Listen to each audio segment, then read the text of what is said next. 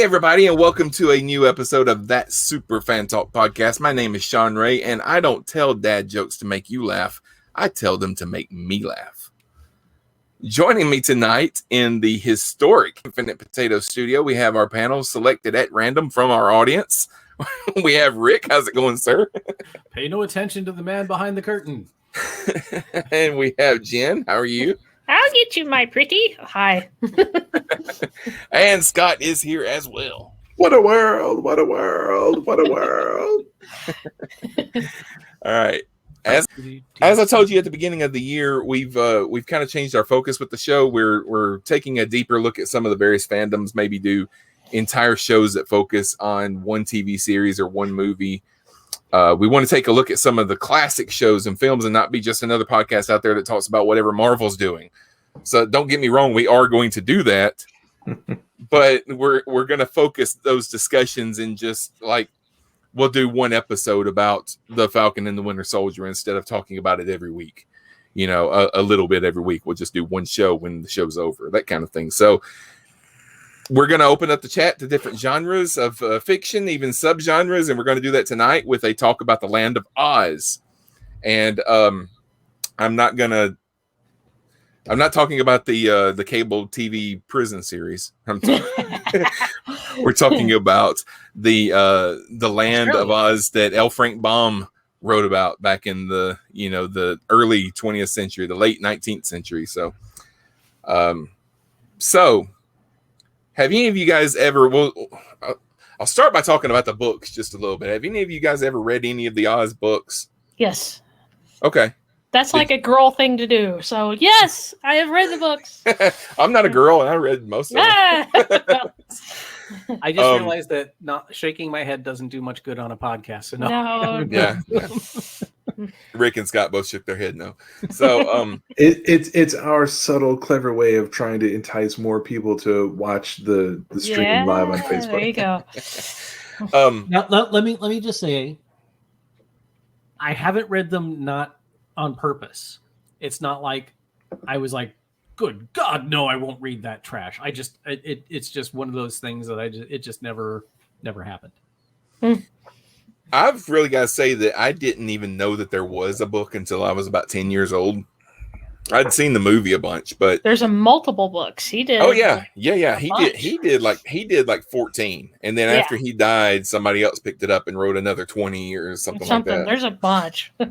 But I was over at my grandmother's house one day, and she was about to throw out a lot of my dad's and my aunt's old stuff, and there was a stack of books, and I just went and started looking through them, and I found this tattered copy of The Wizard of Oz, and I read it.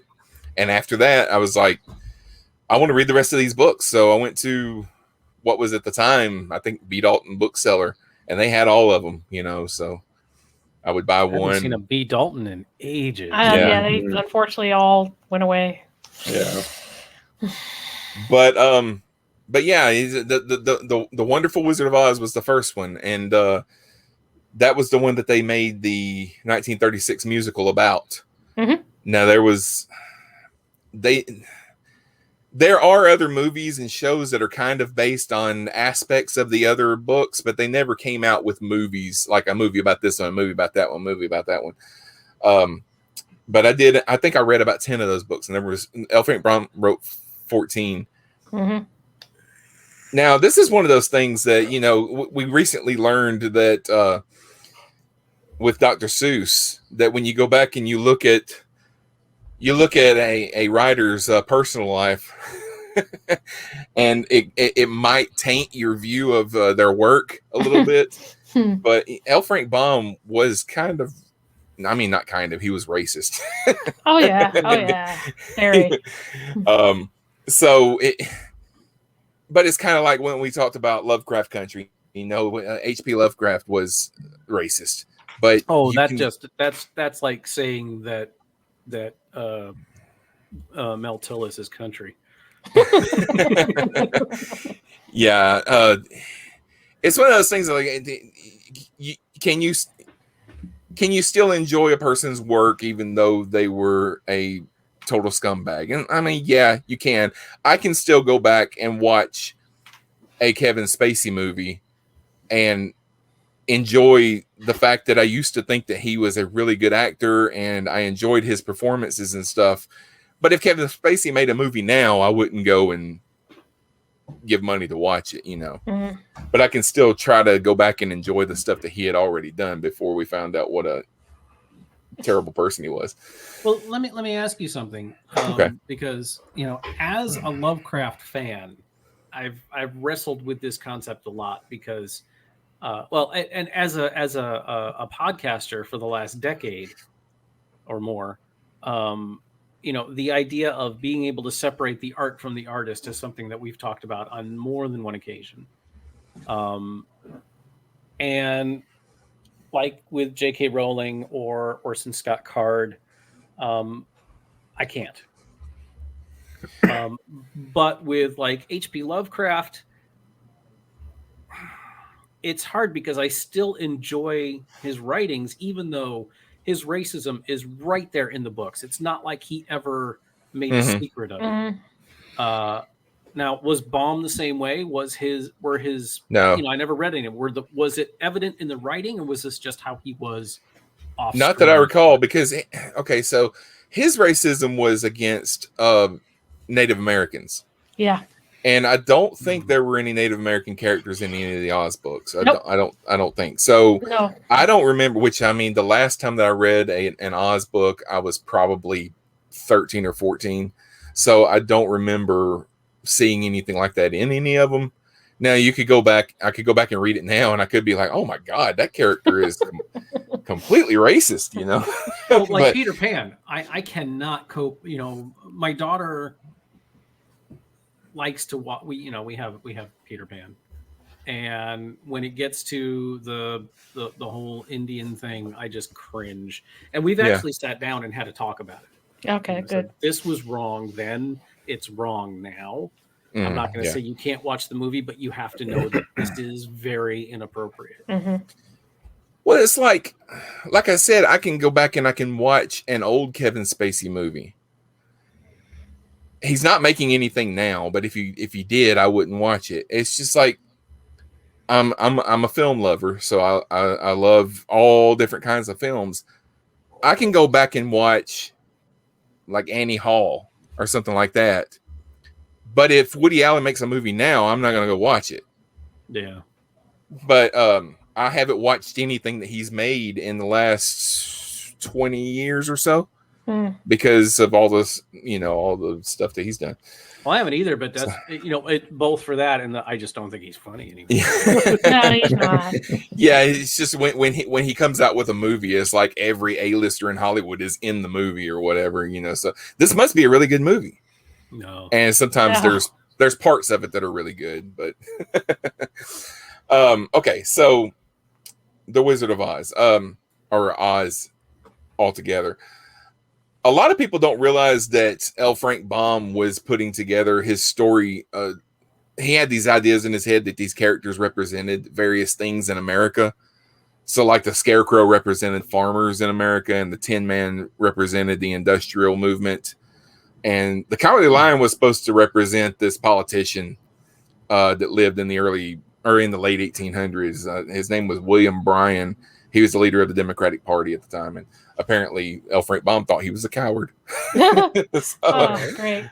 But then a lot of that stuff, when they start making movies and TV shows, it's just fantasy, and they don't dive too deep into that kind of stuff. So.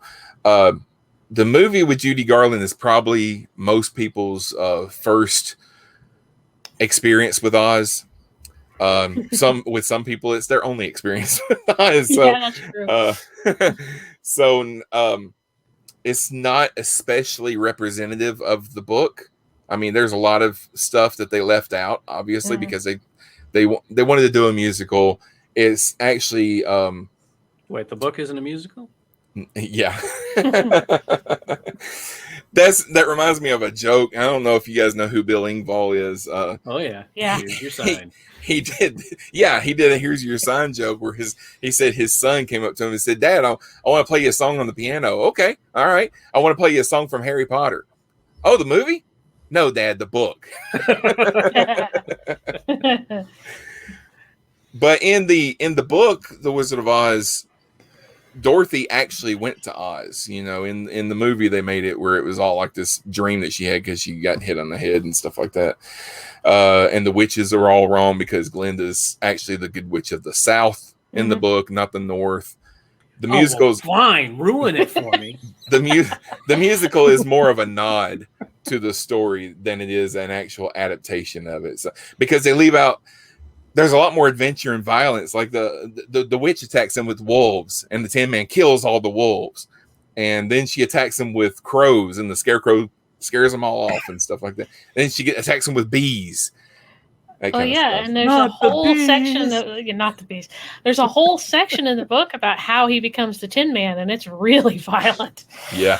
Ugh. Yeah. Doesn't he keep like chopping his own limbs off or something? Yeah. Yeah. He chops his leg off, and then he goes to a tinsmith that replaces his leg with a tin leg, and eventually he chops his own head off, and it has it replaced with a tin head. You know, so he's a Tin Man. But anyway, experiences with that movie. You guys, what do you think of that movie, Rick? Okay, I'm not sure if you all had the same experience. I honestly don't know when, what the timeline is on this. But when I was a kid, there were movies that came on once a year. There was, Wizard of Oz, Chitty Chitty Bang Bang, Sound of Music. They all circulated and were aired once a year, and it was an event. And we could stay up late to watch The Wizard of Oz or whatever. And to be honest, I've been a heretic my whole life because I never really I didn't dislike it so much as I thought it was long and boring. Well, yeah, when they air it on TV with commercials and stuff, it is long. It's like 4 hours long, and for a hyperactive 5-year-old, that's a rough ride. But that being said, I know every minute of the film. It's kind of like Star Trek to me, in that when I see it now, in full color and HD and total clarity, it still kind of takes me by surprise in a way, because I'm used to watching it either on a black and white TV. I'm that goddamn old. Or reception wasn't always great, and so the picture was fuzzy and there was static, and and then there were a million commercials. So when I see a print of it and it's pristine, clear, full color, most of it, obviously the first 20 minutes are black and white, it's stunning to me. It's visually amazing. I rarely sit through the whole thing because I still think it's way longer than it needs to be, and kind of boring. But I also can't watch it without thinking about the hell that Judy Garland went through at the time. Not just her. Everybody did. Oh, Martha Hamilton had a lot of stuff too. 16. Yeah. And by the time, before she was done with this movie, they had her hooked on amphetamines and they made her lose a bunch of weight. The director, actually, there was one scene where she couldn't stop laughing, and the director just came up and just slapped the mess out of her. Yeah. I cannot separate the what I know about how the movie was made from the movie anymore. Things like Buddy Ebsen was supposed to be the Tin Man, right? Mm-hmm. And the silver makeup almost killed him. Yeah, that's to be fair. The Wizard of Oz was not an outlier on that. I mean, they did. There was a lot of movies back then. Right. But most of those movies are not still considered to be classics. Yeah. And then there was the Munchkin that hung himself, and you can still see it. That turned out to be false. I know. That didn't actually happen. I know. I'm joking. But on the other hand, when I watch it from the standpoint of someone who is, who has been in the theater business for 3 decades now, I can appreciate the craft of the film, because this was still at a point in time where films were still more theater than movie. And so I can see a lot of the same kind of stage tricks we use, forced perspective and drops and backdrops and stuff like that. And it's gorgeous. It's absolutely beautiful. It is legitimately a classic, all horribleness about its being made aside. I just think it needs to be, an hour shorter. Yeah, and when I watch it now, it's obvious to me that they're on a stage. When I was a kid, I was like, wow, this is this big open land or whatever. And now when I watch it, it looks like they're standing in a room that's not really that big. And they also, behind the scenes, they said it was really hot in there because of all the lights and everything. And yeah, it's crazy when you hear some of those behind the scenes stories from those old Hollywood movies. But Scott, what about you? I've always felt that my experience with the movie, as we're focusing on right now, has been an odd one, because I know I've seen the movie. I'd seen it multiple times as a child, back when I wasn't really processing or retaining a whole lot of it. I would have the visuals and the rough story, but certain things like the end sequence, basically around the point where they fall asleep in the field of poppies because they're all getting so high. Yeah. That would usually have the same effect on me. I'd usually end up just kind of nodding off, and I would check out for that last part of the movie. I know that the horse changes colors, and I never really understood it. Because it's a horse of a different color. Right. Okay. See. And I know I would be unnerved by, like, say, the scene where the trees are throwing apples at Dorothy. Oh, those trees are mean and they're scary. But it was just, it was a thing that I knew it was a movie, and I knew that a lot of people liked it, and there were a lot of songs that would really stick with you. But I didn't have the clearest memories of watching the movie, which is why it was so easy for almost all of my memories of the movie to be overwritten by two things. One was the Broadway musical Wicked, which I never saw, but the first time I was married, my wife would, anytime she would latch onto a new Broadway soundtrack that she heard about, she would listen to it incessantly. So there's no way to count how many times I heard the soundtrack to Wicked, the soundtrack to Urinetown, Avenue Q, The Last 5 Years. Avenue Q. Avenue Q is the best. Now, is Wicked? I haven't seen Wicked either, but is Wicked one of those Broadway shows where the entire thing is sung? There's no spoken word in it? There is spoken word in it. Okay, because I know, like, if you listen to the soundtrack of Hamilton, you get the whole story because the soundtrack is the play, know. I didn't know if Wicked was that way. All of Andrew Lloyd Webber's stuff is that way. Like, yeah, I didn't know if Wicked was that way. Soundtrack, you get the show. Yeah. So a lot of the musical content of Wicked, I would be thinking of that, and I would kind of incorporate that into all of my thoughts regarding Oz. So if I thought about the movie, I would think about the backstory that you get from Wicked. And even before that, there was the time that I worked backstage on a live theater production of The Wizard of Oz. So anytime I think of The Wizard of Oz, I think of the show that I did before I think of the movie. Mm-hmm. Yeah. And that's always stuck with me. Like when I burned holes in both my hands from working the fly lines for the monkeys, because we had actual flying monkeys that would fly across the stage. They make gloves for that. Yeah. Our technical director said very specifically, no gloves on this rope. And we said, why is that? He said, because if you start to lose your grip and that rope starts to slide, if you're wearing gloves, you won't feel it. So if you have a 14-year-old girl who's playing the main flying monkey, and if she's hurtling towards the stage, you need to feel that that's happening so you can stop the rope. Speaking as a technical director, they should not have been flying people with that kind of rig then. Yeah, that shouldn't be possible. We had two lines, one for the up and down, and then one for the side to side. So myself and one other guy who happened to be my roommate at the time, we would hoist that monkey up, and then we would have her going, up and down by about 2 feet as she goes across the stage, and one guy was on the other line just hauling ass as fast as he can to get that monkey across the stage. If you can't afford to bring in a professional flying company to fly people, you should not be flying people. We never dropped her, though. We never dropped her. I believe you. All right. Jen, what about you? Well, like everybody else, I originally saw it on TV as the once a year thing.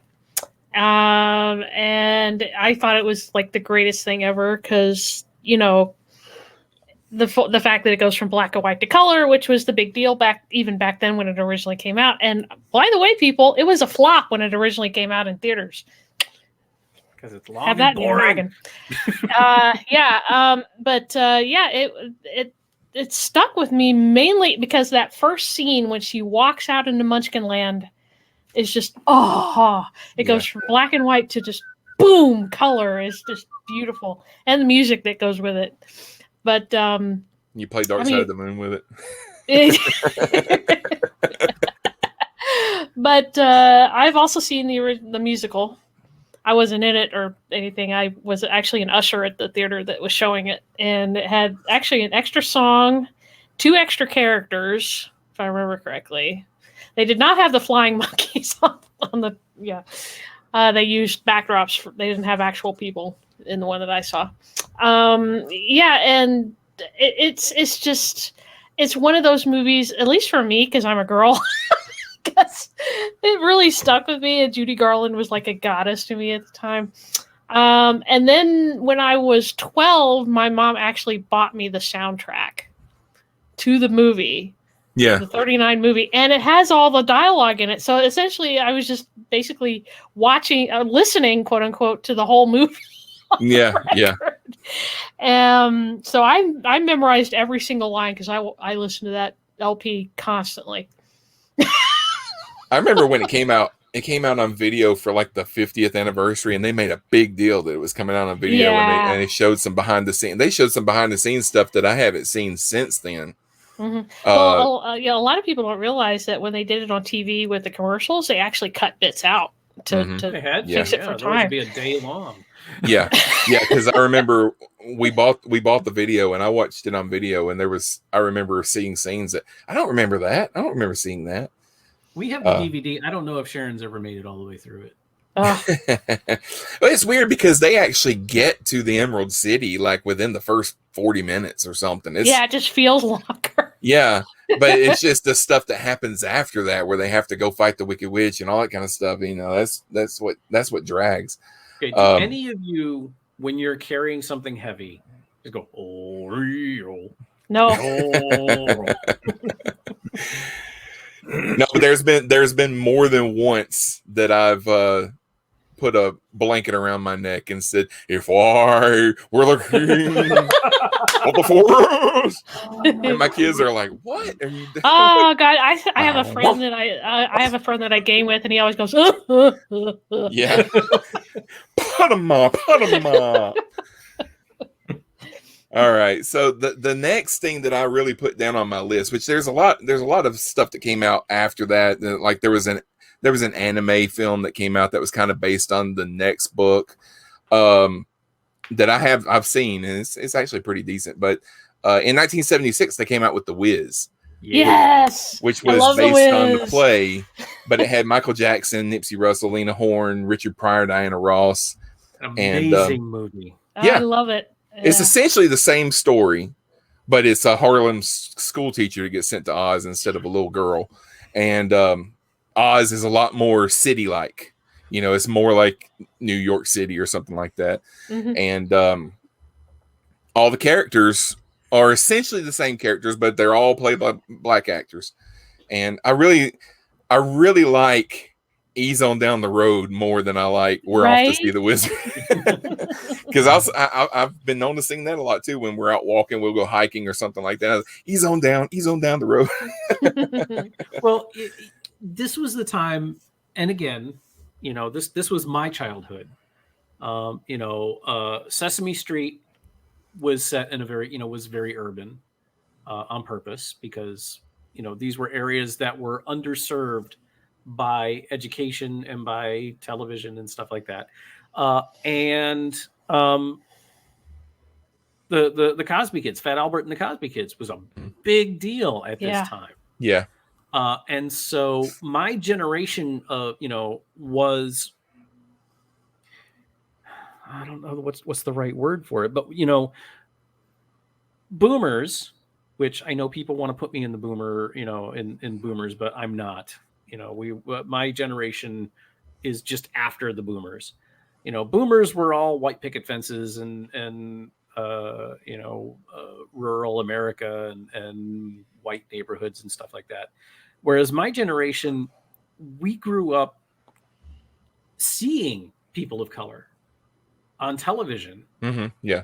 And on purpose, not just kind of like, oh, there's a black person in this show, Sesame Street, Electric Company, the Morgan Freeman. He was Easy Reader to me long before he was Morgan Freeman.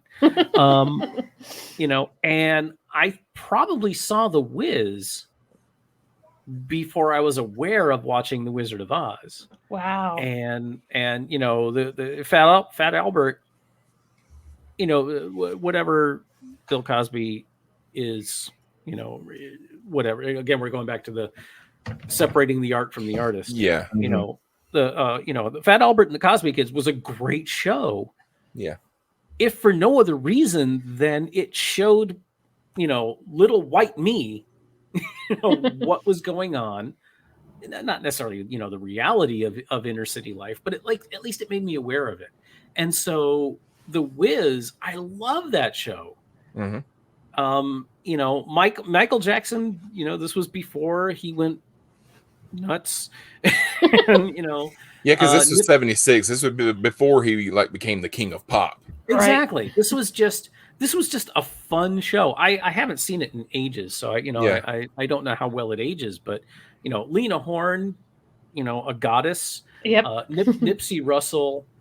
I have yet to ever see him in something I didn't love. It was just a wonderful adaptation, and again, it was showing it was urban life being brought into the forefront to people who wouldn't necessarily see that all the time. Mm-hmm. Yeah. What about you, Scott? I'm sure you've seen it, right? I have. It's been quite a long time, rather like with Rick. I know I watched it once upon a time. And some of the music stuck with me. Ease on Down the Road, of course. That's a hard one to forget. I used to be in a community singing group. Anyone on this show, on this panel, familiar with Up With People? Oh God, yes. Mm-hmm. All right, so Rick, Up With People. Oh right. Yeah. Mm-hmm. Once upon a time, there was, and I really don't know the history of it, but apparently there was a group here in my home city. It was a part of Up With People that kind of spun off and spun out from Up With People, and it became its own group that was more local, not like a nationwide group. And that group persisted for quite a long time, and I was lucky enough to be there for its demise. I rode that particular roller coaster car straight into the ground. It wasn't my fault. It was in its waning. It was in its waning. You killed Up With People. Up With People wasn't my fault. It was called Sing Out.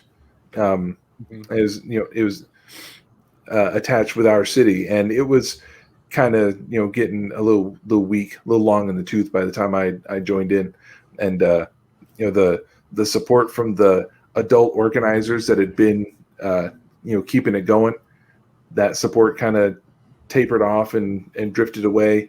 And then the members of the group, we took it on ourselves to try to keep it going, and we did for a little bit, but eventually, if you don't have the infrastructure and you don't have the budget and the support to keep something like that alive, then eventually goes away. But we did just to tell you, I was in chorus from 2nd or 3rd grade through like 6th grade, mm-hmm. and at some point in there, I couldn't tell you when. Now I'd have to look. I have a scrapbook somewhere, but we did a concert with the Up With People folks. Oh wow! Nice. They apparently had some clout, but you'd be hard pressed to find anyone that's ever heard of them these days. My former roommate, the people at the couple I lived with before Emily and I got married, he had been in the touring group of Up With People when he was younger. I think there's an episode in the third season of The West Wing that mentions Up With People one time. That's probably the most modern reference that you're going to get is West Wing season 3. So that was about 20 years ago. To give y'all an idea, Up With People makes Disney seem positively edgy. Yeah, I know. That's how wholesome that shit was. Yeah. And so, apologizing for my Up With People tangent, but our spin-off group from that had at least one song from The Wiz that would break out every now and again. It was Brand New Day. Mm. We would do that one every once in a while. And because we had the song from the movie, most of us were at least marginally familiar with the film. I had seen it before. I've seen productions of it staged, not actually seen the productions, but I've seen that theaters in town or not far from here have staged the show. So it was still existing in the zeitgeist, but I never got a chance to go and see it live on stage. I remember the first time that I saw it. It was I was in the 3rd grade, and it was one of those days that was kind of close to Christmas break, so the teacher didn't want to start a new lesson, so we watched a movie in class or whatever, and she had recorded The Wiz off of television, the year before or something, and she just had it in the room, and she said, "We're gonna watch The Wiz," and everybody was like, "What is The Wiz? It's got Michael Jackson in it." Okay. Everybody got excited then, and then she put it on, and like, "That's Michael Jackson? Where's his red jacket? Where's his glove?" All that. But yeah, it stuck with me because I've always been the kid that something that I knew a lot about, and then I watch a new version of it, and I'm like comparing the two. I still do that, and this is that part from the other movie where let's see how they did it in this, but Jim, what about you? Well, I originally saw The Wiz on TV, on cable. And then when I was a freshman in high school, they did it for my high school for the fall musical. And obviously, because of the population of the school, it wasn't, unfortunately, all African-American people in it. But I found out I wasn't in it. I just saw it. I found out because one of my friends was playing, I don't even remember what part she played. But she told me that the last, because they did it for 3 days, the last day when they were doing the curtain call and everything else, everybody was backstage. They were holding hands and they sang "Goodbye Yellow Brick Road" by Elton John. Oh. So sweet. I was like, I wish I could have been there for that. But The Wiz on TV. So when I originally heard about it, I was like, wait, they made a black version of The Wizard of Oz? Okay. And I watched it and I was like, wait, that's Michael Jackson? Because they filmed it in like 76, 77, and it came out in 78. So he had just stopped doing stuff with the Jackson 5 when he did this film. He was, 18, 19 when he did The Wiz? Something like that. So this was, like I said before, Michael Jackson got cuckoo. And this was back when Diana Ross was still really big and everything. So pretty much everybody in this movie was like big, real big. I mean, Richard Pryor was still in his prime at this point. And it was great. And the only actor I didn't recognize was the actor who played the lion. I can't remember who that was. He was a big singer. I can't remember his name. You have to look it up. But everybody in that movie was just like big, real big in the 60s and 70s. That was my really first time seeing Lena Horne in anything, was The Wiz. And my mom worshipped Ross. her. Ted Ross played the Cowardly he was a big Lion. singer at the time, if I remember correctly. But yeah, I mean, Lena Horne, my mom was like, oh, Lena Horne, she loved her so much, and I didn't know who she was until I saw The Wiz. I was like, okay, yeah, I get it. She's awesome. I had forgotten how amazing Lena Horne was until last month when Disney Plus put the Muppet Show on. Oh yes, I remember when she was on that. Yes. And she was on, and I was like, oh my God, this woman is gorgeous. Well, she was the first African American actress to ever be signed to a movie contract. I just, as a kid, she was just another person singing and dancing. And then I watched this, and I was like, holy dang. Yeah, she was amazing. Yeah. Yeah. I saw The Wiz before I saw her on the Muppet Show. So yeah. So that was, I mean, it's great. The music, like you said, is iconic, just like the original. And Ease on Down the Road is a banger. Yeah. They did like in 2015, I think they did NBC did like a live version of The Wiz. NBC does these live events about once a year. They've done The Sound of Music, and they've done Peter Pan. The Peter Pan one was awful because Christopher Walken kept forgetting his lines. And did you see the Rocky Horror? It was painful. Oh, it was awful. It was. I didn't watch it. I didn't watch it, but they did. But Hairspray was good.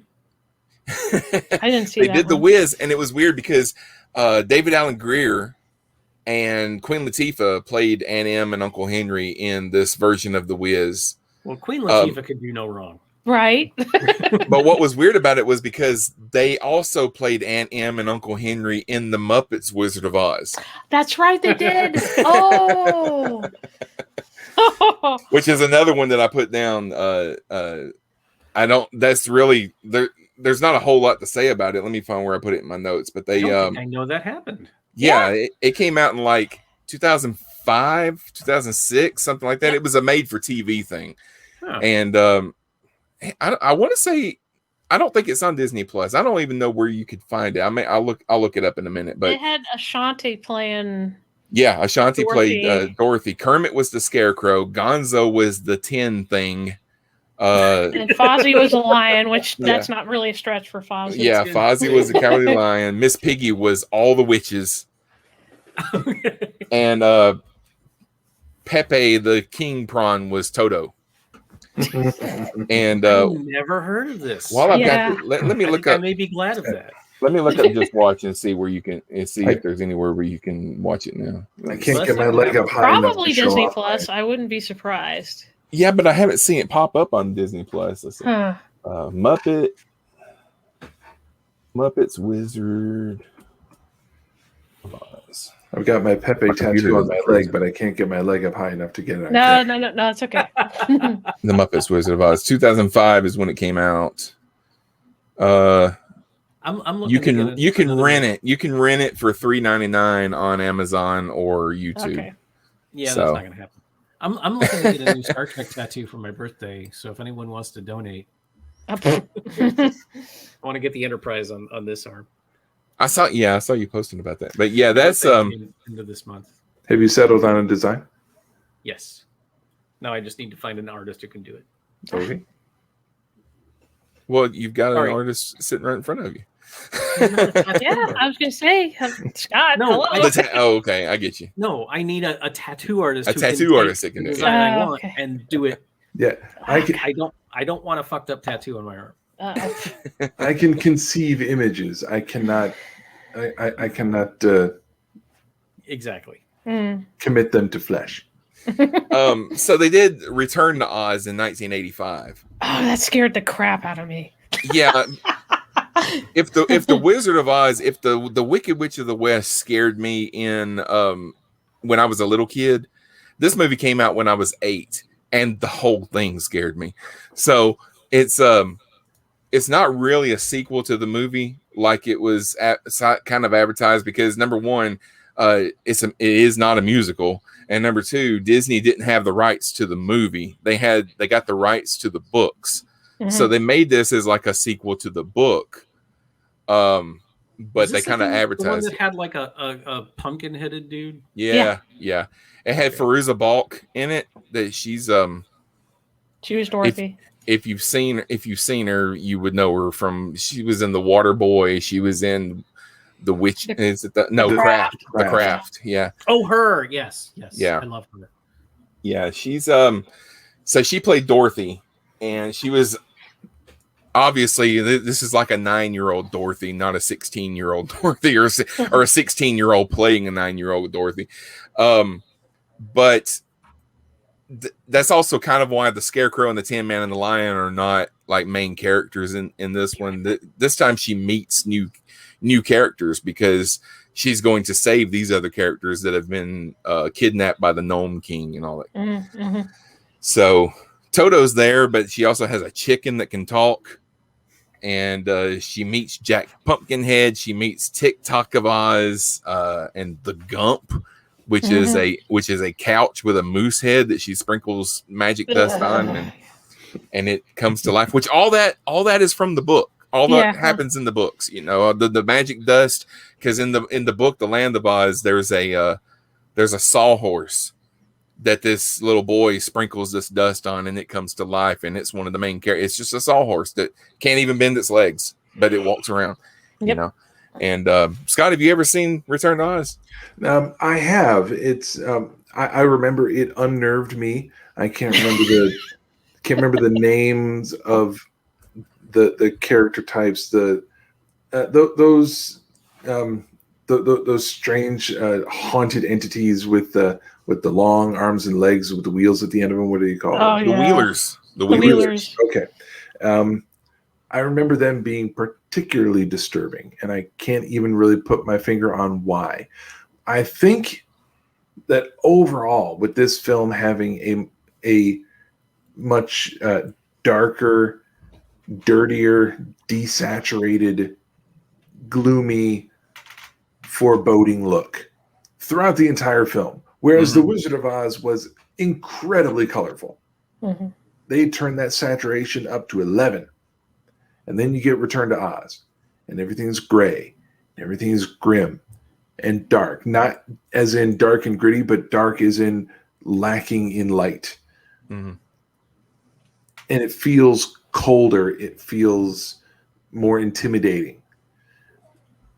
I can't readily think of another better example of a film that was so well regarded and well loved and appreciated in its original form, and then its sequel scares you away from. If they tried to make a third film in the series, people would not have gone to see it because they got so built up by the first film, and then Return to Oz comes around, and it's literally scared the children away. They wouldn't have come back for a third one if they tried.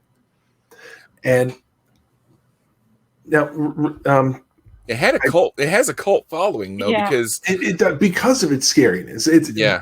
That extreme tonal shift between the first film and second film. That's why the second film is so popular now, because now the children that were terrified by it are old enough to not be so scared. Now they come back and say, "Hey, this scared the hell out of me when I was a kid. That's why I love it, and that's why it's so popular these days." That's why I always tell people when people ask me a cult following. Yeah. Well, people, if somebody asks me about Return to Oz, I say, "Have you ever seen Willow?" Yeah. Did you like it? Yeah. You'll probably. Any phrase for anyone else? Probably like Return to Oz. It's in it, and the scene that I remember scaring me. Well, there was two scenes that scared me. First of all, I didn't know when I was 8 years old. I didn't know what electroshock therapy was. That first scene. Wait, there's electroshock therapy in an Oz movie? Yeah, yes, in the first few minutes. That's the whole thing. Is that this is like 6 months after Dorothy went to Oz, and she's her parents, her Aunt Em and Uncle Henry are rebuilding their house because it got destroyed in the tornado, and she keeps talking about this place that she went to, and they think she's crazy, so they take her to a sanitarium and they do electroshock therapy on her. And I'm so glad I never saw this movie. It sends her back to Oz because once again, it's all a dream because all the bad people in Oz are the doctor and the nurses and stuff from the sanitarium. But so there's that scene where she sees the face. There's like a face in the electroshock machine where it kind of looks like it has a mouth and a nose and eyes and stuff. And then she meets TikTok later, and it's the same kind of face. And then the other scene is when Mombi, the witch, she's got this room full of heads. I was going to mention that. Oh. Yeah, because she changes her head out, and that's what she wants Dorothy for. She wants to take her head and put it in her collection. And Dorothy is in this room, and the heads see her, and they start screaming. They start talking. It's for Mombi to come and get her because all these heads are in this room, and they just start screaming. And it's And can I just say, between that movie and Willow, Jean Marsh is the Antichrist. I'm just saying. Who was Jean Marsh in Willow? She was the witch in Willow. Queen Bavmorda. Bavmorda, okay. Yeah. She plays the witch in Return to Oz as well. Yeah. She's even creepier in this movie. Yeah, and then they'll get the thing with... There's a sequel to Willow coming out. I heard. There's a series. There's a series. Yeah, it's a series, and it's going to be freaking awesome. Well, there's actually 3 books that came out that Chris Claremont wrote. Mm-hmm. So they might be referring to those novels. I don't know. And Warwick Davis is going to be reprising his role as Willow, but now he'll be the elder wizard. Yeah. I'm not surprised. Yeah, but Return to Oz, they just celebrated its 30th anniversary like in the last month or so, and it's one that I recommend. I think it's a good movie. It's just I would not recommend it for children, and that's who it's made for. No. But I'm surprised that it came out before Labyrinth. I would have thought that the gray, dour tone of this movie would have been inspired by Labyrinth, but it actually came out the year before. Mm-hmm. Yeah, and there's also images like which this is actually from the books. In the books, Oz is surrounded by a desert. Yeah, and you can't cross the desert because if you touch the sand, you turn into sand, and that happens in this movie. Well, I think one of the Wheelers drives off the side and falls into the sand, and he turns into sand. So. Yeah. The next one that I've got on the list is from. I'm not sure if any of you guys have ever seen Tin Man from 2007. Yes, I've seen it. I love it. It's a Sci-Fi Channel original miniseries. My wife watched it. Yeah, and I was in the room while it was on. Okay. Yeah. Has Zooey Deschanel, Alan Cumming, and Neil McDonough. Alan Cumming is the zipper. Yeah, he has his brain taken out, and it's a zipper. Yeah. Yeah.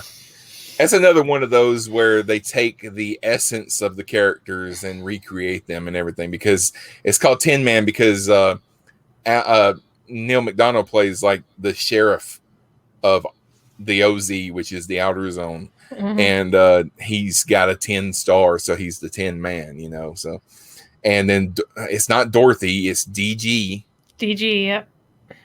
And which, if you watch the entire miniseries, you find out at the end that she's actually Dorothy's granddaughter, and she's the daughter of the Queen of Oz and everything. So, but Oz has been turned into the OZ over time and stuff. So it's not bad, but it's one of those early 2000s sci-fi movies that's got like really bad special effects.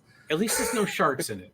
Yeah. No. I still enjoyed it. I really liked it, and there's a bit of twist stuff in the plot with some of the characters that I'm not going to go into. You need to watch it, but yeah. The story itself is actually really good, but the CGI is for a TV movie. What are you gonna do? I'll say this about it. There have been a lot of shows that my wife has watched while I was in the room that I wouldn't say I watched, but like, okay, for example, Charmed and Supernatural are two big ones where, I was there in the room. This was when we lived in a place where, like we are now, where the living room is where our computers are. Mm-hmm. And so when she was watching a show, I'd be in the room, but not necessarily watching it. But Supernatural would very often catch my attention. Charmed would very often catch my attention, irrespective of their costumes. But this was on, my wife was watching it, and it was one of those shows where I was like, oh, I'm glad I'm not trying to pay attention to this one. Yeah, it was 2007. Was this before or after Elf? Because Zooey Deschanel is like a name now. And I remember like her the first thing I ever saw her in was Elf. First thing I ever saw her in was Hitchhiker's Guide to the Galaxy. Yeah, that's right. I always forget. Elf was before that. Okay. So was she the one in Bones, or was that the other day? That was her sister. This is the other one. Yeah. Which they look almost exactly alike if Zoe pulls her hair back. Well, her sister has brown hair and Zoe has dark hair. But she wears her bangs down and she wears those big Clark Kent glasses, and it makes her look like a completely different person. When she takes I'm serious. If she takes her glasses back and pulls her hair back, she does not look like the same person. Mm-hmm. In talking about Tin Man, I'm just going to choose to think only of the episode of Next Generation, guest starring Harry Groener. Yep. That is actually one of my favorite TNG episodes, and I know that it's not a popular one, but I love that. As a child, I hated that episode because I thought it was boring as shit. I thought it was dull. I thought there was nothing going on. But then I got older. You go back and you rewatch it, and you see what an outstanding performance that Harry Groener turns in as Tam. Yeah, and that episode is killer. It's just Data's conversation with Riker at the end. Was it right? No, Troy at the end when they're in the observation lounge. Mm-hmm. I mean, I love the episode, but that is like one of the perfect caps to a perfect episode. Mm-hmm. I invited Jen to the show tonight because I know that she has seen Once Upon a Time more than okay. Well, I have a whole list of like adaptations that I've watched that you haven't even covered yet. Okay. Yeah, you didn't mention The Great and Powerful Oz yet. Yeah, that's later. That's coming up. That's coming up later. Oh, okay. Yeah. Okay. Well, okay. So do you guys remember a little cult film that had our beloved Carrie Fisher in it called Over the Rainbow? No. Oh, that was her with like tons of little people. I never saw it. They were getting ready to do an adaptation of the movie, and she was like one of the crew or something like that, but that was supposedly the biggest collection before Willow, because it came out before Willow, of little people that they got on screen like ever. I remember that. Was Kenny Baker in that one? I don't know. I think he was. Because they pretty much got like every little person actor like who was working at the time for this. Good about it, so I didn't bother. It's not good, but it's become kind of a cult classic. Yeah. Okay. I think my parents liked it. I don't know. I know it was on the TV at the house more than once. I believe it. There was. Let's see. I remember distinctly there was an episode of Super Friends where they went to Oz.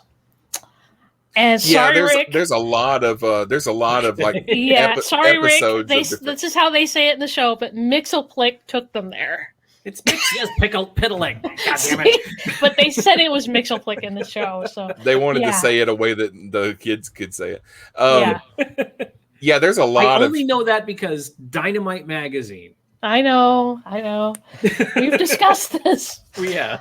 There's a lot of episodes of, especially like cartoons. There's a lot of episodes of shows where they go to Oz or they do a Wizard of Oz parody or something like that. Yeah, that happened. That happened a lot, especially like in the 80s. That I'm sure Donnie and Marie must have done something along those. No, lines. I know they did Star Wars, but we've already discussed that. And Yes. there was that. Raiders, and here we go. And Red Fox is Obi-Wan. No, it wasn't Red Fox. It was Chris Christopherson was Obi-Wan. Chris Christopherson was Han Solo. Yeah. Oh shit, you're right. It was Red Fox's Obi-Wan. Okay. No, I don't remember who was Obi-Wan. But anyway, there was, of course, the Muppets Wizard of Oz, which we already talked about. Tin Man. There was a TV show that only ran for one season called Emerald City. Do you remember that? I remember it, but I never watched it. Yeah. Again, my wife watched it. I was in the room. I didn't pay much attention. Yeah, Tarsem Singh, the guy who did like The Fall and all that, he was the producer, director of the show. It was beautiful to look at. The plot wasn't very good. Yeah, I was gonna watch it, but when it got canceled, I didn't see the points. Was that the one where there was? Oh man, I'm trying to remember now because my wife watched a whole bunch of sci-fi stuff before we cut the cord. Where it was like there was this dude in a black leather jacket who was being chased through the woods. Okay. And then he fell through a portal or some. Oh, I don't even know if that's the same thing. God, it all just sort of blends together in my mind. All right. And then, of course, we get to, of course, Wicked, which we've already discussed. But I've seen Wicked. I've also read the book. Yeah, I've never seen the play, but I have read the book. And the book and the play have nothing in common with each other. I'll just tell you that right now. Yeah, I've heard that. I really like the book. I never read. I think there's a sequel to it, and I've never read that. Yeah, there is a sequel to it. I haven't read the sequel. There's a sequel, and then I think it was the same author. He did a few other books. He did one for the Wicked Stepsister, and I think he did a take on A Christmas Carol too, I think. Did he? I haven't seen that. Or he did a book that had, or at least Ebenezer Scrooge was a character in that book. I haven't read it, but I've seen it at the store. Yeah. There was an episode of Futurama where they did a retelling of it. I remember specifically. And I mean, a lot of TV shows did Oz stuff, and they did Alice in Wonderland. So Alice in Wonderland is the other one that there's crap loads of adaptations of it. Public domain. Right. Same, and Peter Pan too. But yeah, then we get to Once Upon a Time, which in this case they did is they brought in a few characters from the story. Specifically, they brought in the Wicked Witch of the West as a sister of one of the main characters in the show, and they made it that she became green because she was envious of this other character. And she literally turned green. Green with envy. Yeah, literally. Yeah. And her name was Zelina. And she became such a popular character that she became a main cast member in season 5 going forward. But she did. I personally hate this character. No disrespect to Rebecca Mader who played her. But let's put it this way. Because Once Upon a Time in general is basically, it starts out, these are all fairy tale characters who get trapped in the real world in a small town in Maine. And they don't know they're fictional characters, right? So you've got Snow White, Prince Charming, Red Riding Hood, her grandmother, Jiminy Cricket, Pinocchio, Geppetto. All these characters are in this little town, but they don't know that they're fairy tale characters. And that's because they're quote unquote cursed. As the seasons go on, they bring in other characters, and they brought in some of the Oz characters, and they had a backstory for her, specifically Zelina. And she ends up being this, she starts out nice and of course becomes wicked over the course of the show. And the one thing that she does do that I don't know why the writers thought of this. It was 2014. That's all I can say. She ends up shape-shifting into Maid Marian, and through deception gets pregnant by Robin to get back at this other character. Why? But anyway. Oh, Rick, you've never seen Once Upon a Time, have you? I have been in the room while it's been on, and that was when I was like, oh no. Yeah, they weave these characters in and out all the time, yeah. But they end up also in season 6. I think it's season 6. I'm rewatching the show, believe it or not, right now. Gee, I wonder why. Gee, I wonder. No, we're not going there right now. And I just spoke with him the other day. I've only watched like the first 2 seasons of it. That's why I didn't know much about what they did with Oz. The first 2 seasons are the best seasons of the show. Yeah. But in season 6, they end up Red Riding Hood goes to Oz. I don't remember why. And it turns out Dorothy is gay. Okay. Try and figure that out. And she falls in love with Red Riding Hood, who is bi. And you figure that Friends of Dorothy is a thing, and why not? Well, they were trying to bring in LGBTQ characters, and that's where they went. Okay. Yeah. By the way, Scott, you're welcome. Yeah, there you go. I usually don't listen to myself, but I listened to that episode yesterday because the notes suggested that there was going to be something cool, and sure enough, the bonus material, John nailed it. Nice. So anyway, they bring in the Oz stuff occasionally, but the main character that's brought into the show is the Wicked Witch of the West, and she is green and has a British accent. And she's sometimes she's entertaining and sometimes she's not. But when they initially had her reveal, like her being in Oz and all that stuff, number one, they still kept that the wizard was from our land, and he was like in his 20s or something like that, and she turned him into the flying monkeys as revenge. There were all 4 witches of the Cardinal Witches, and she was picked because she was a powerful sorceress and they needed a 4th, kind of like the craft. And they put her power into some amulet that she had to wear, and if she took the amulet off, she couldn't use any of her magic. And she ends up overpowering the other 3 witches. They didn't have that the Witch of the East was her sister or anything like that. That wasn't in this version. And initially Dorothy comes, and she is like, I want to say 13, because she comes to Oz twice in this version.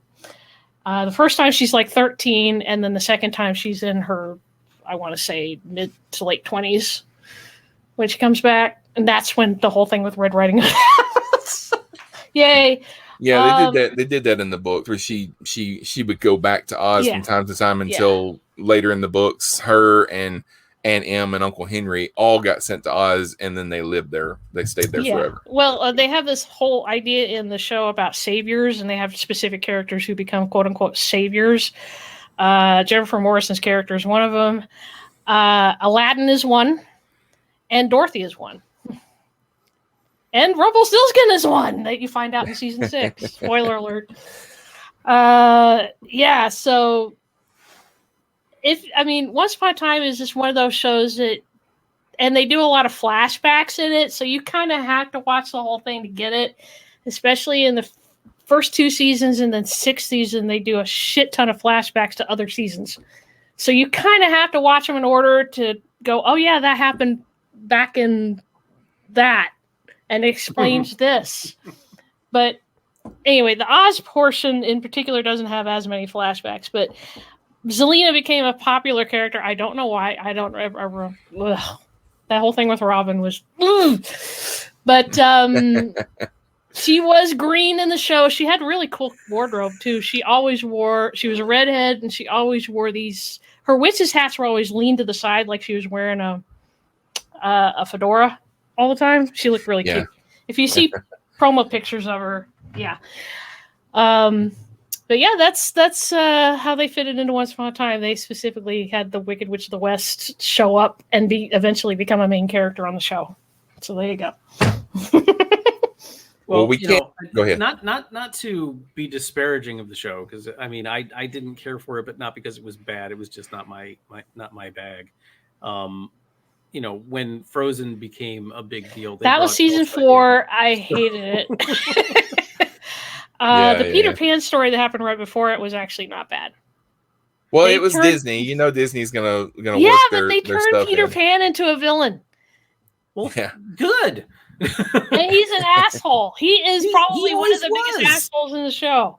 I He was never actually a realized how good big villain. of a dick Peter Pan was until I started watching it with my daughter. I'm like, this guy sucks. Yeah, and they add to it in the show. He's pretty much one of the worst villains in the show. And it turns out he is also the Pied Piper, and what he was doing was taking the Lost Boys as the Pied Piper to Neverland. Now, a few weeks ago, Sharon watched Hook all on her own. Oh, wow. And she liked it. I like that movie. It's an acquired taste. And when I initially saw it, I didn't like it, but great performances. Boring ass movie. Yeah. We can't do a show about Oz without acknowledging Oz the Great and Powerful, starring James Franco, Mila Kunis, and Rachel Weisz. I loved Mila Kunis in that. My wife and I went and saw that at the movies because my wife is, she. Okay, my wife is the one who's into fantasy and fairy tales and all that stuff. So there was no chance we weren't going to see it. Yeah. I liked it. I wouldn't say it was a great film, but I bawled my eyes out when the little porcelain doll girl got broken or whatever. Spoiler. That's a spoiler. And Mila Kunis, I love her. I think she's awesome. And it's I think of her as her character in that 70s show. So whenever I see her playing somebody else, it strips my mental gears, but in a good way. I thought it was a fine movie. I don't think it deserved anywhere near the amount of vitriol it's gotten. Well, it doesn't hurt that she hasn't aged a day since she was on that. Well, 70s yeah, show. she's gorgeous as get out. Yeah. But I liked that movie. It was fun. Yeah. I enjoyed it too. It's one I've only seen it once, and as I was doing this, I was racking my brain to remember different parts of it, but I remember visually it was beautiful. Yeah. It's a Sam Raimi movie. I love just about everything I've ever seen that he's done, so but it's going to be a little bit out there, and they're going to play around with the lore a little bit and stuff. It was delightfully twisted, as Sam Raimi always is. Yeah. He's Franco's a magician that gets sent to Oz, and he ends up getting involved in the relationships between all these witches and stuff. And it's 20 years before Dorothy got there, so he ends up becoming the wizard by the end of it. And then Mila Kunis, we find out that she's the Wicked Witch of the West, and she turns green and all that. So, Scott, you got anything to add about that?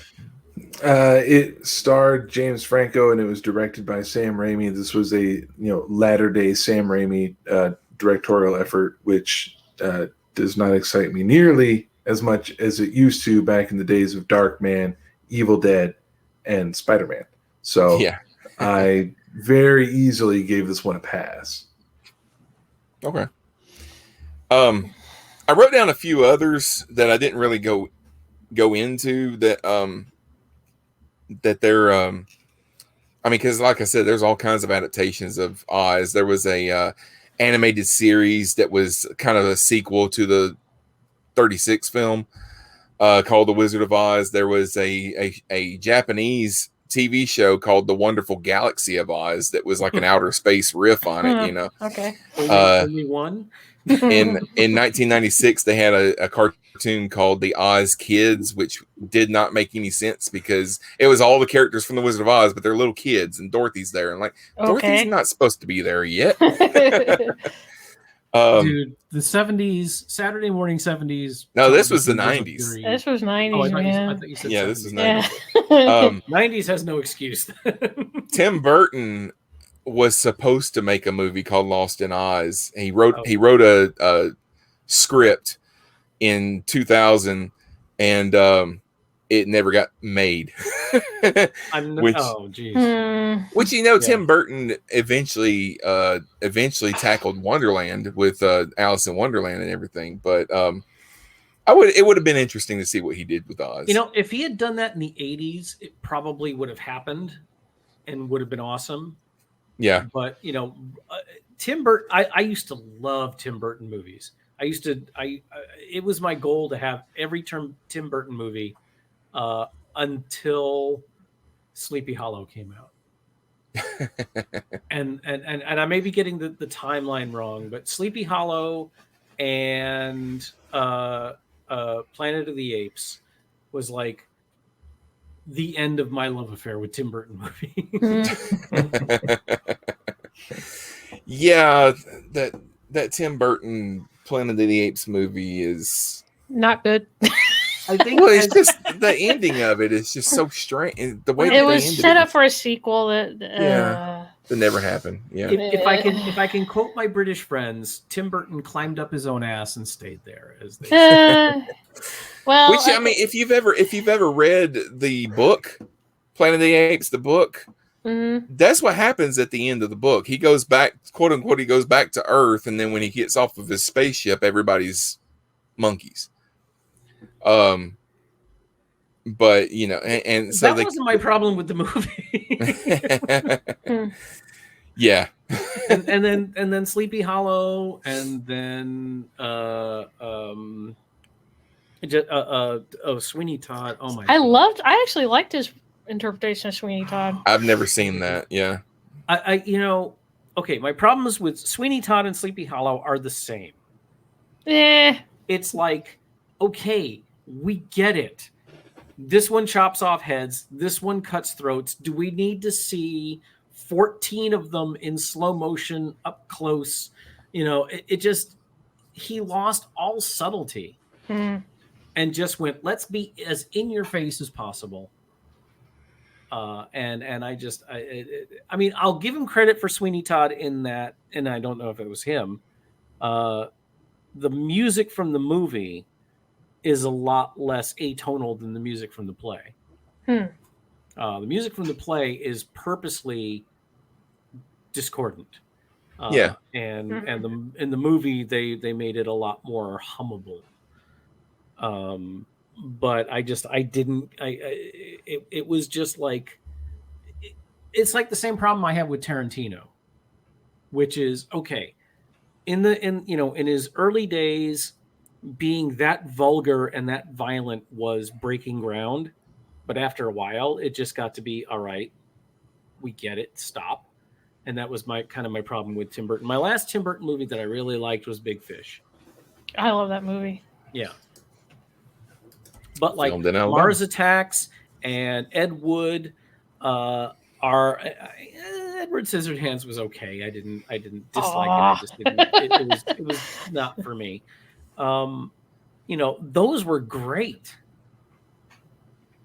And then he just bought into his own hype and just started. Yeah, I pretty much figured out all of his remakes are shit. I mean, Dark Shadows is, don't watch it. It's awful. His original work is great. Yeah. Adaptations that he does are just awful. Well, I like Batman. He's not helped along by the advent of digital effects. Once he realized, hey, I can use a computer to do this stuff instead of making like clay miniatures like I did with Beetlejuice, then Beetlejuice was genius. Right. I love Beetlejuice. Don't you say a bad word about Batman. Don't you do it. Don't you do it. I'm not. I forgot about Batman. I know. I said Batman about Batman, and Rick rolled his eyes. I have fondness in my heart for that first movie. I love the movie, but I have big problems with it. And we'll leave it at that. All right. Before we go, does anybody want to add anything before I start closing things up? Just that Wicked was awesome. If you've never seen Wicked on stage or whatever, I think besides Scott listening to it, I think I'm the only one who's actually seen it. Yeah.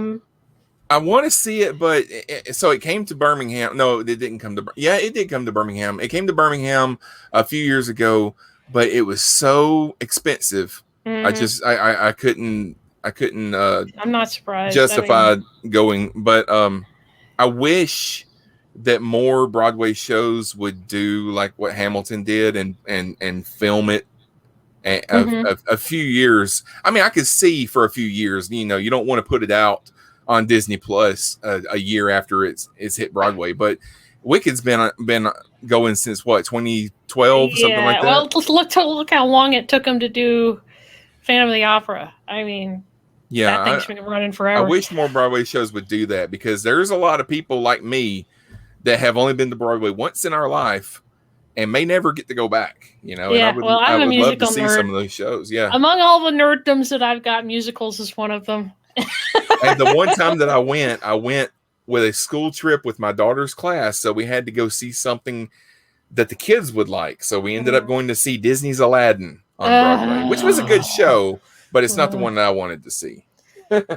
Well, you know, I work in the business, and there's a lot of shows I haven't seen. You know, in the early years, it was because I didn't have time, and now it's exactly like you say. Wicked comes to town. Oh, honey, Wicked's coming to town. $86 a fucking ticket. Yeah, I know. And that's for the nosebleed seats. Yeah, Hamilton came to Atlanta, which is about an hour and a half from where I live, and I wanted to go see it, but the tickets that weren't like way up in the balcony somewhere where you weren't going to be able to even see anything were like at least $100. Yeah. You come down, it goes 150, 200, 300. Yeah, they're not cheap. And where I was at, it was all by lottery, so you couldn't even get a ticket. It was all by lottery for Hamilton. I'm like, son of a.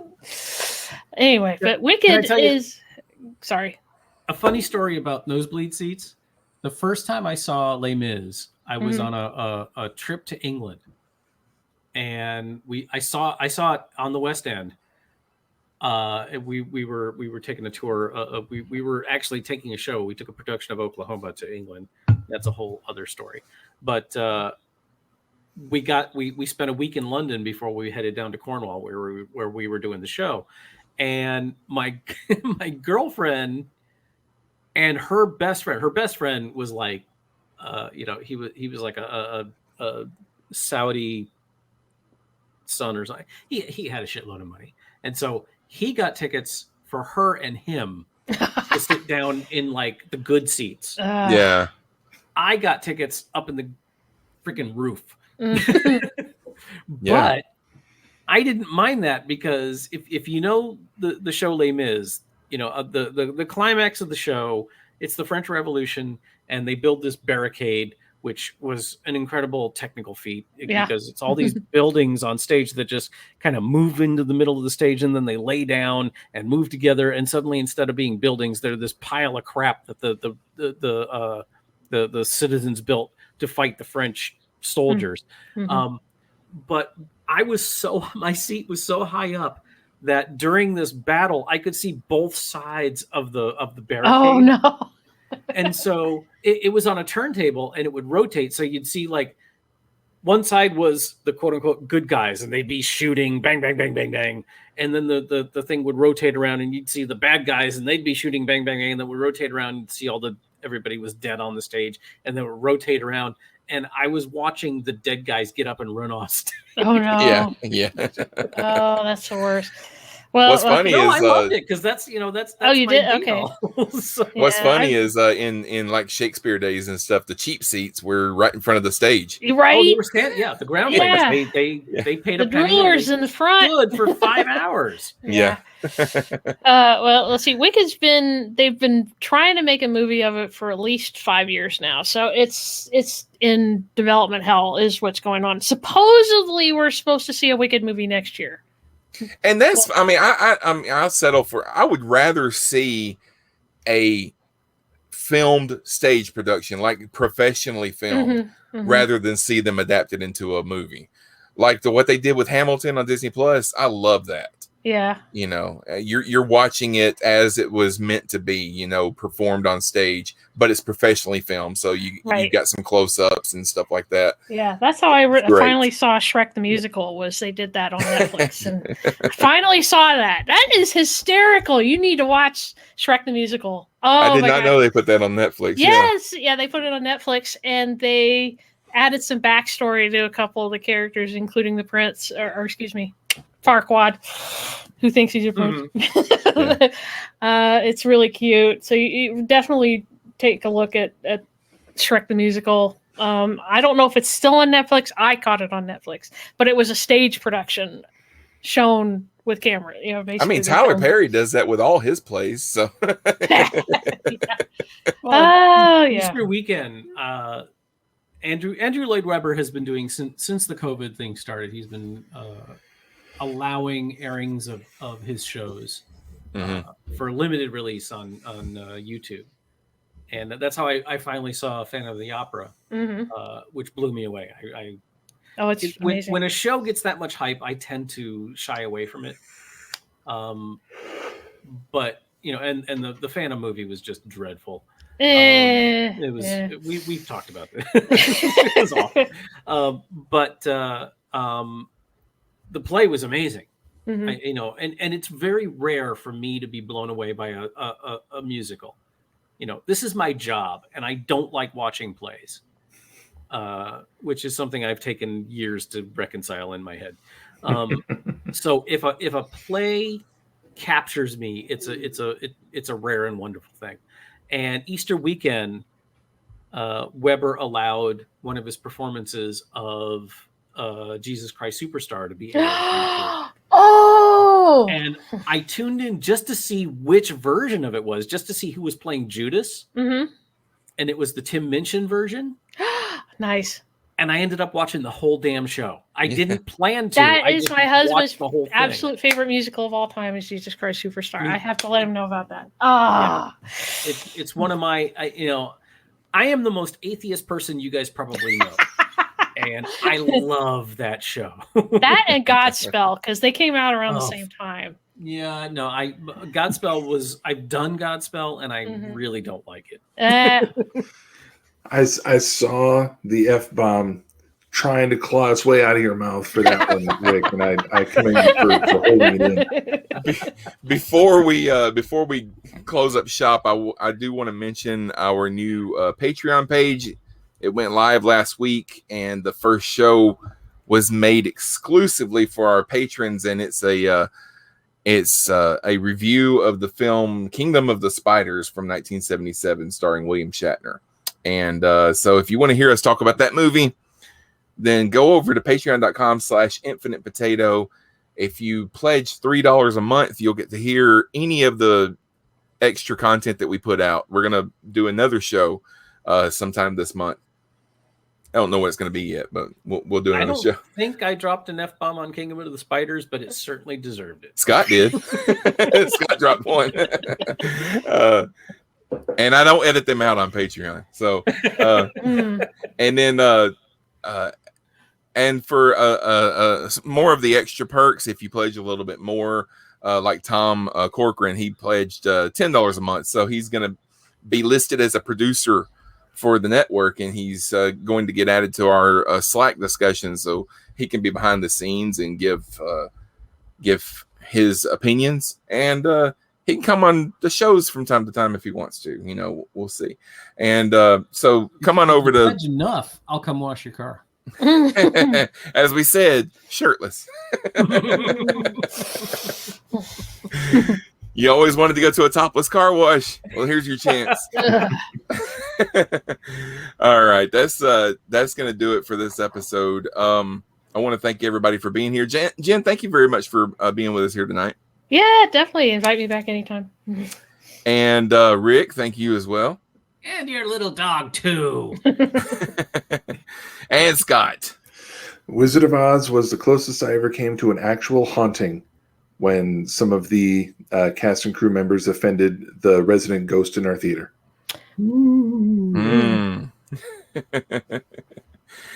All right, that's all we've got, everyone. Thank you for joining us. If you have a favorite version of Oz that you'd like to bring up, or if you have something to say about one of ours, then feel free to let us know. We're on Facebook and Twitter. You can find those links on our website at infinitepotato.com, or you can email us at infinitepotatoalliance@gmail.com.